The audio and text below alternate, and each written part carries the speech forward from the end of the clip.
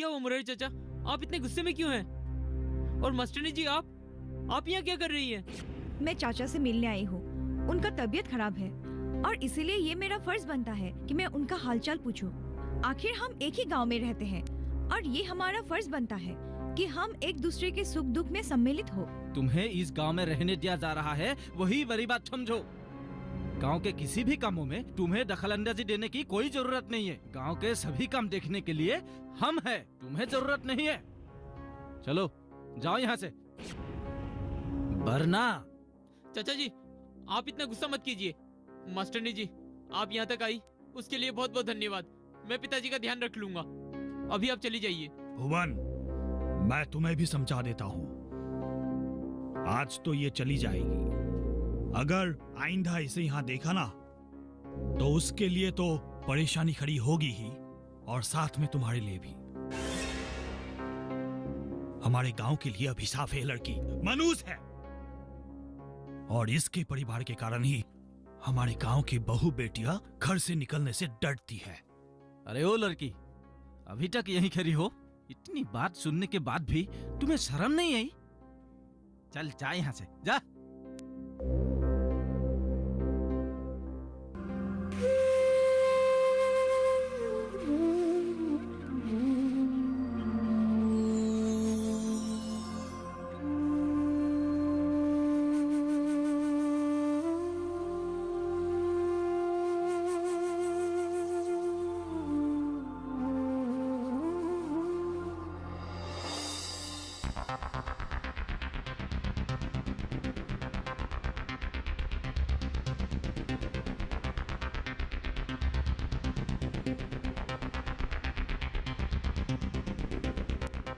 चाचा जी, चाचा जी। ओ दीपक, आओ आओ। आपने मास्टरनी जी को भवन के घर जाने से क्यों रोका? ओ, इसका मतलब तुम उस मास्टरनी की तरफदारी करने के लिए यहाँ आए हो ना? देखो दीपक, तुम अपने काम से काम रखो, दूसरों के जमेले में क्यों पड़ते हो? खास तौर पे उस मास्टरनी की। जितना चाहो तुम उस मास्टरनी से दूरियां बनाए रखो, इससे नुकसान तुम्हारा ही होगा। पता नहीं कब वो तुम्हें झांसे में फंसा ले। देखिए चाचा जी, आप हद से ज्यादा बोल रहे हैं। आपको पता भी है आप किसके खिलाफ ये सब कुछ बोल रहे हैं? अरे शहीद जोगेंद्र सिंह की बेटी है वो, शहीद जोगेंद्र सिंह की, जिन्होंने कारगिल युद्ध में लड़ते लड़ते अपने देश के लिए जान दे दी। पता है वो दिन जब सरकार ने उन्हें शौर्य मेडल से नवाजा था?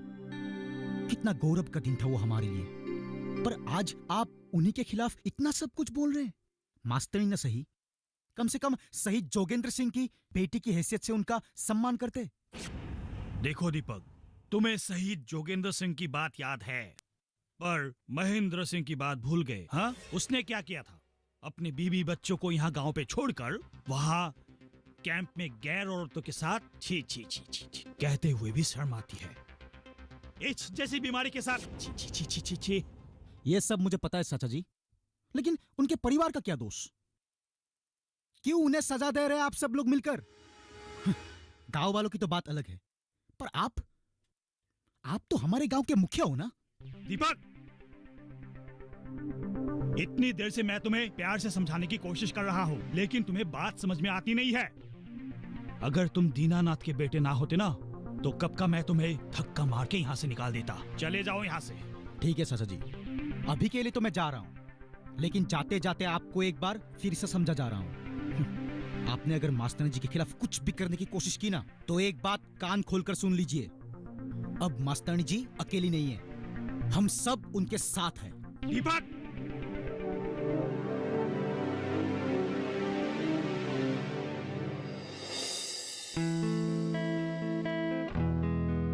अरे भुवन, कहाँ जा रहे हो? बस भाभी, दीनानाथ चाचा के यहाँ जा रहा हूँ। उन्होंने मेरे लिए कोई काम की व्यवस्था की है। अरे ये तो बहुत अच्छी बात है। हाँ भाभी। अच्छा, चाचा जी की तबीयत कैसी है? वो मेघाली बता रही थी कि उनका तबीयत कुछ ठीक नहीं है। क्या बताऊं भाभी, मुसीबतों ने तो जैसे हमारे घर का रास्ता ही पकड़ लिया है, एक के बाद दूसरी। एक तरफ खेती बाड़ी है नहीं, ऊपर से पिताजी की बीमारी। तो उन्हें अस्पताल क्यों नहीं लेके जाते हो? अस्पताल? हाँ, डॉक्टर अच्छे से चेकअप करेंगे तभी तो पता चलेगा बीमारी क्या है। और तुम अब भी नारायण बेद जी के इलाज पर भरोसा कर रहे हो? अब आप भी शुरू हो गई। देखिए, मुझे आपकी इन सब बातों में कोई भी रुचि नहीं है, और वैसे भी दीनानाथ चाचा मेरा इंतजार कर रहे होंगे। मैं चलता हूँ। अरे सुनो तो, ये लड़का ना किसी का नहीं सुनता।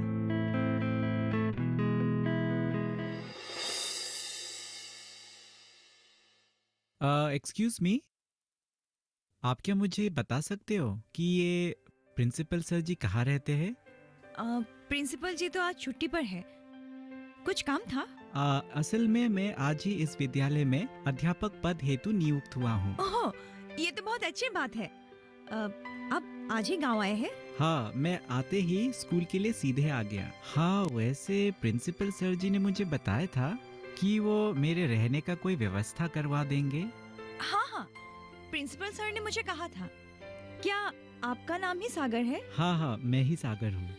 अच्छा, एक मिनट रुकिए, मैं एक फोन कर हाँ, लेती हूँ। ठीक है।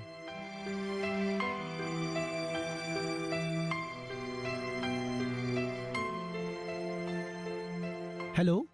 हेलो दीपक, कैसे हो तुम? मैं ठीक हूँ, आप कैसी है? मैं भी ठीक हूँ।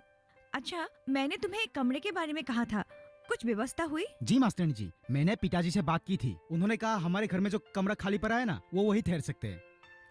अरे, ये तो बहुत अच्छी बात है। तुम एक काम कर सकते हो? हाँ बोलिए तो। तुम यहाँ स्कूल में आ जाओ और मास्टर जी को अपने साथ अपने घर ले जाओ। वो नए हैं ना, रास्ता नहीं समझ पाएंगे।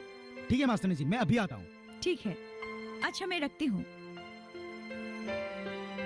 आपके रहने का व्यवस्था हो गया है। ठीक है, दीपक आ रहा है आपको लेने के लिए। आपका बहुत बहुत धन्यवाद। नहीं नहीं, ये तो मेरा फर्ज था।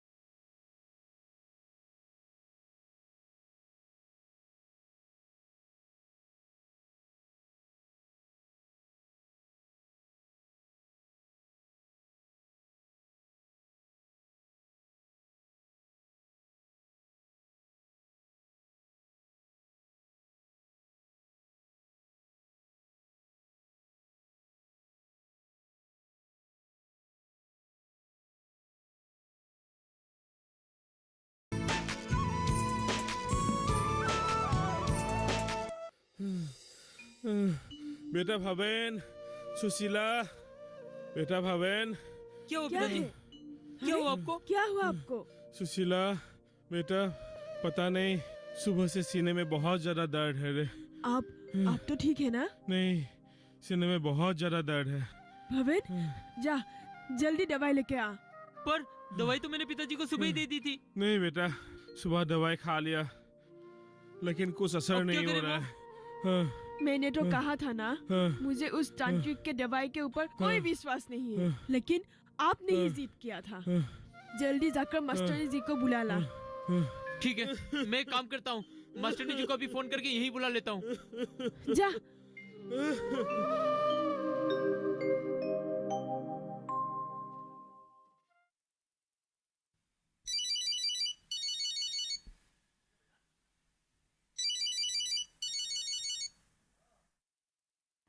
हेलो। हेलो, हाँ मास्टर जी, आप कहाँ पर हैं? घर पे ही हूँ। क्यों, क्या बात है? कोई परेशानी? हाँ, पिताजी की तबीयत अचानक से बहुत खराब हो गई है। आप जल्दी से नर्स मैडम को लेके आ जाइए ना। हाँ हाँ, ठीक है, मैं अभी आती हूँ। ठीक है, आप जल्दी आइएगा। तुम चिंता मत करो।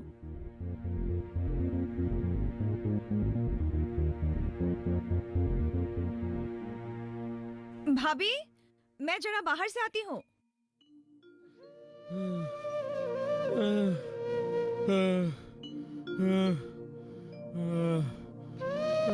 और धीरे धीरे, आराम से।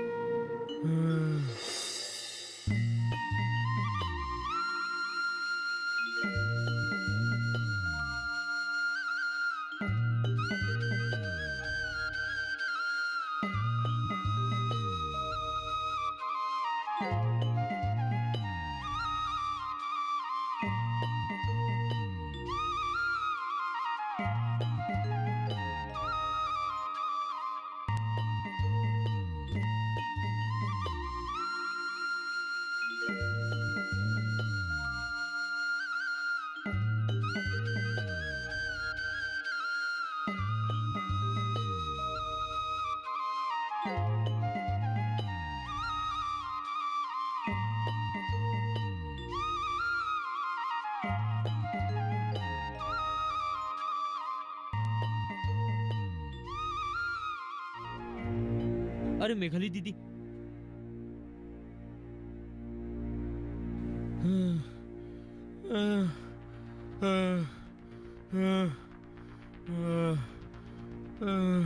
क्या हुआ है इन्हें?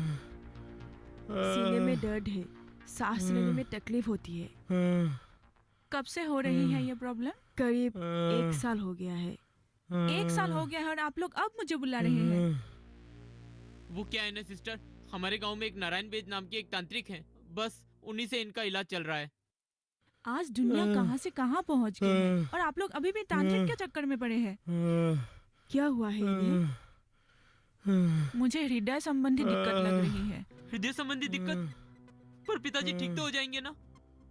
तुम चिंता मत करो, तुम कल ही पिताजी को अस्पताल ले जाना और वहाँ अच्छे से चेकअप करवाना। ठीक है मास्टरनी जी, मैं कल ही पिताजी को अस्पताल लेकर जाऊंगा।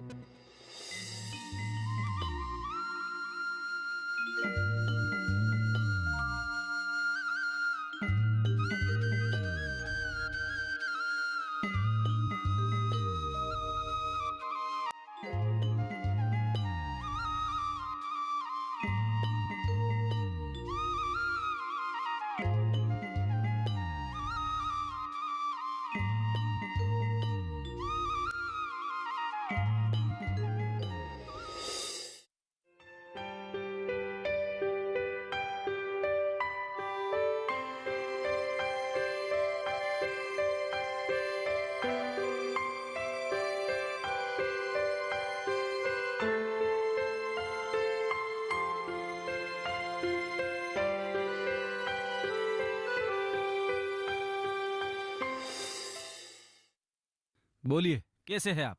मैं तो बढ़िया हूँ, यहाँ से गुजर रहा था। हाँ। सोचा तुमसे मिलकर चलूं। और बताओ तुम कैसे हो? मेरा कैसा होगा, आप तो जानते ही हो। आपके भाभी जी के गुजर जाने के बाद घर एकदम सूना सूना सा लगने लगा है। क्या दीनाना, तुम भी ना। जो हो गया सो हो गया, अभी वो सब सोच कर क्या फायदा। हाँ, अब आगे की सोचो। ये दीपक कहाँ है? दिखाई नहीं दे रहा है। हाँ, वो बाजार गया है सब्जी लाने, आता ही होगा। सुना है मास्टर तुम्हारा घर में रह रहा है। हाँ, वो कहाँ है? वो भी बाजार गया है दीपक के साथ। बोला थोड़ा गांव को भी देख के आता हूँ।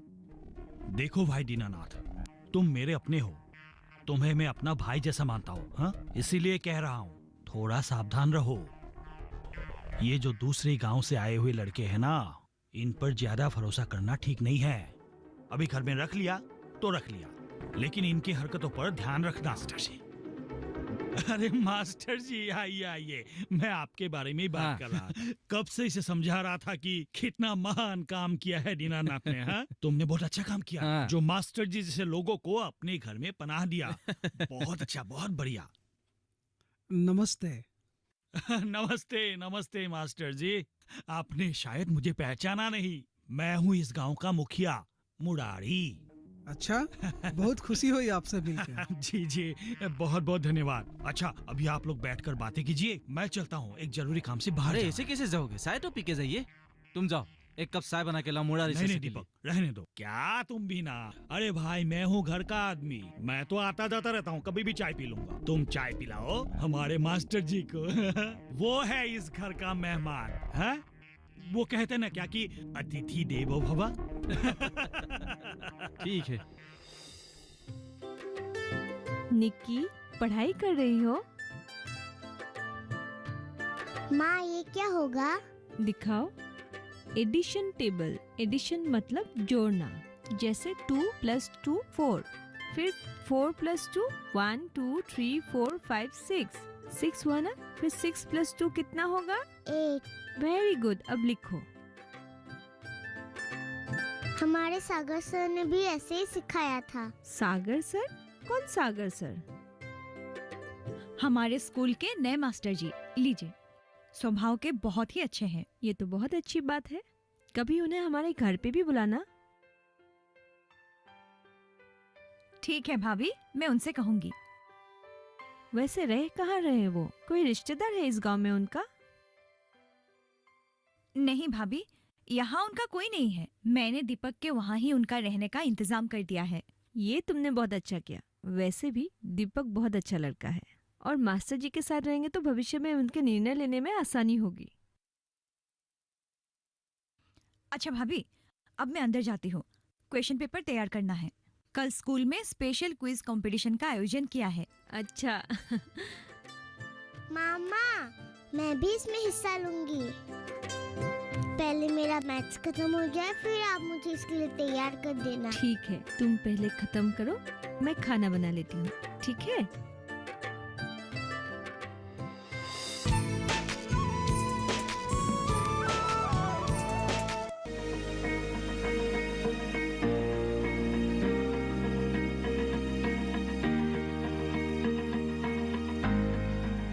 घर के बगिया में छिपा है सेहत का खजाना। टेरेस गार्डनिंग से बनेगा घर ब्यूटीफुल और हेल्दी।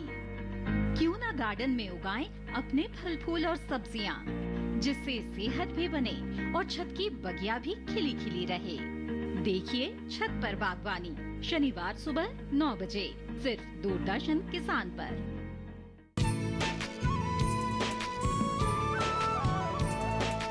भैया, आपको यहाँ कोई तकलीफ तो नहीं हो रही है ना? कुछ ही समय में ये गांव अपना लगने लगा है। अरे वाह! तकलीफ की तो कोई बात ही नहीं है। वैसे तुमने मुझे एक बात नहीं बताया। हाँ, पूछिए ना। भाड़े के बारे में? हाँ, आप भी ना भैया, भाड़े के बारे में आप बिल्कुल चिंता मत कीजिए। आपको यहाँ मास्टरनी जी ने रखवाया है, और वैसे भी आप तो हमारे मेहमान ही हो। अनेक अनेक धन्यवाद दीपक। धन्यवाद मेरा नहीं भैया, धन्यवाद आप मास्टरनी जी का कीजिएगा। वैसे तुम्हारे मास्टरनी जी बहुत अच्छी है। और उनके घर में कौन कौन है? उनकी भाभी और एक भतीजी। और उनके भैया? क्या बताऊं भैया, ये बहुत बड़ी कहानी है। आप सुनोगे ना तो आप भी शायद मास्टरनी जी से नफरत करने लगोगे। ऐसा क्या हुआ? मास्टरनी जी के पिताजी फौज में थे। कारगिल के युद्ध में उन्होंने अपनी जान देश के लिए कुर्बान कर दी थी। अरे ये तो बहुत गर्व की बात है। जी भैया, लेकिन उनके भाई ने सब कुछ बर्बाद कर दिया था। मतलब?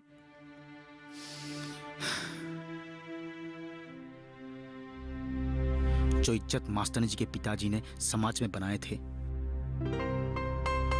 वो सब कुछ उनके भाई के कारण खत्म हो गया था। ऐसा क्या हुआ? पिता के मरने के बाद उन्होंने भी फौज ज्वाइन कर ली। उन्हें अक्सर कैंप में ही रहना पड़ता था, जहां उनका संबंध कुछ औरतों से हो गई, और जिसकी वजह से वो एड्स जैसे रोग से ग्रसित हो गए। जब इस बीमारी का पता चला तो तब तक बहुत देर हो चुकी थी।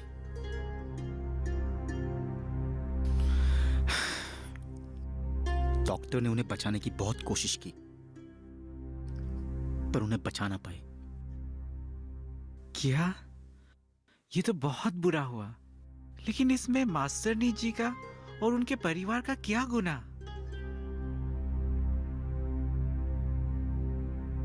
मास्टरनी जी के भाई तो इस दुनिया से चले गए, लेकिन जाने से पहले ये लाइलाज बीमारी अपनी बीबी और बच्ची को भी ग्रसित कर गए।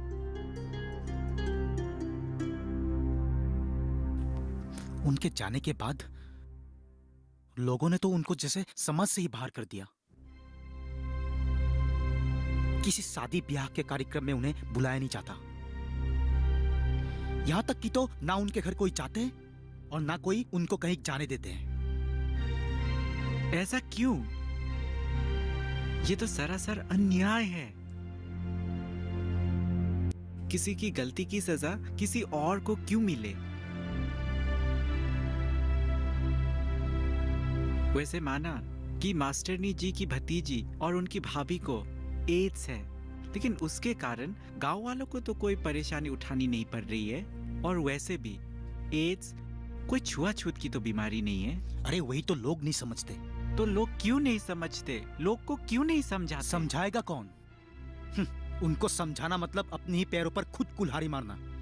और आपको पता है भैया, हमारे गांव के जो मुखिया है मुरारी चाचा, वो बहुत ही बुरे आदमी हैं। वो तो मास्टर जी और उनके परिवार को आंखों देखा पसंद नहीं है।